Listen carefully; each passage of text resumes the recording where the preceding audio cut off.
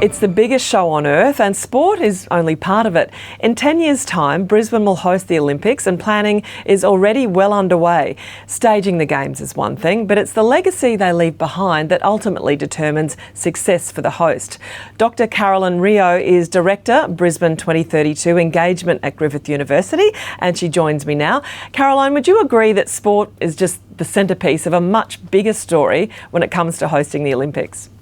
Absolutely. We're leading with sport, and it's a pleasure to be discussing this because we really think that the impact and the legacy of the Games, as you mentioned, really should be the focus because of the dividends, the contributions that it can make really to not only Queenslanders but to the region and the globe.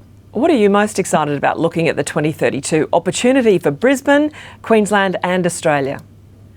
I think it's putting the Pacific on the map, I'd like to say. So if we think back to the number of games that we've had in the region, there's only been the two. So we've had the 1956 Melbourne Games, the Sydney 2000 Games, and now the Brisbane Games.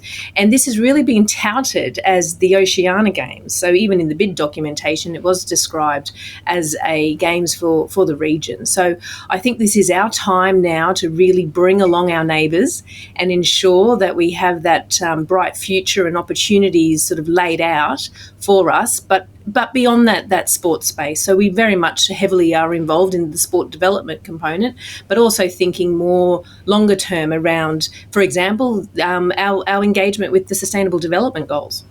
We've had the Commonwealth Games on the Gold Coast.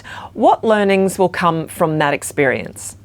Oh, it's just incredible. So in our lead up to the Games, what we did was actually hosted a range of international training camps on the Gold Coast.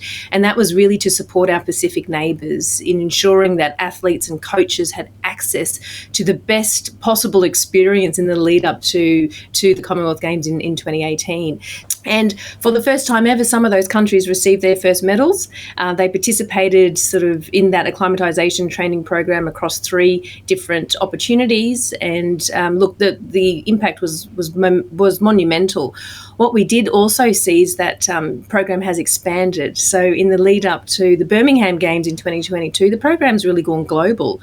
So we took athletes from Oceania across to Birmingham, and we had in fact 93 athletes and coaches in the parasport space joining us in Birmingham from all around the world from this knowledge gain that we've had to really ensure that we could reach out to others in lots of different areas to bring them along that journey. And that's only one example of what a major event can do for the region.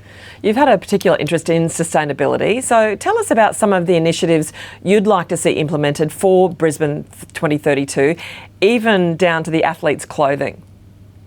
Oh, you're right. So thinking about our social procurement and also sustainable procurement, look, there's some real strong opportunities for businesses. Sustainability also brings us to the conversation around the climate positive games and what that means globally. So if we're to benefit in terms of, Queensland's action in this area, then that will have paid dividends for the region as well. So I think that's a really important component to be thinking of. Sustainability, we could also reach into the conversations around affordable housing and accommodation, and also thinking about, what we are building and how we are building that for communities, not just connected to the Games at the time, but what that means in the long term. That is a big conversation that's ongoing at the moment, isn't it, that housing issue? It is, and it's not only in Brisbane, but also if we think across the regions. I mean, that's a real priority as well for some of our Pacific nations, and the impacts, of course, of climate change on those people. So we try to use sport in many ways as the vehicle, as a tool. It's often touted as a diplomacy tool to engage with our neighbours to ensure that we are identifying their needs and addressing their needs in some ways.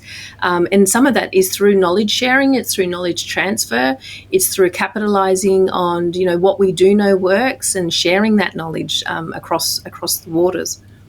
2032 is so much more than sport and gold medals. Caroline, very exciting times ahead. Thank you for joining us on the APAC Network. My pleasure. Thank you.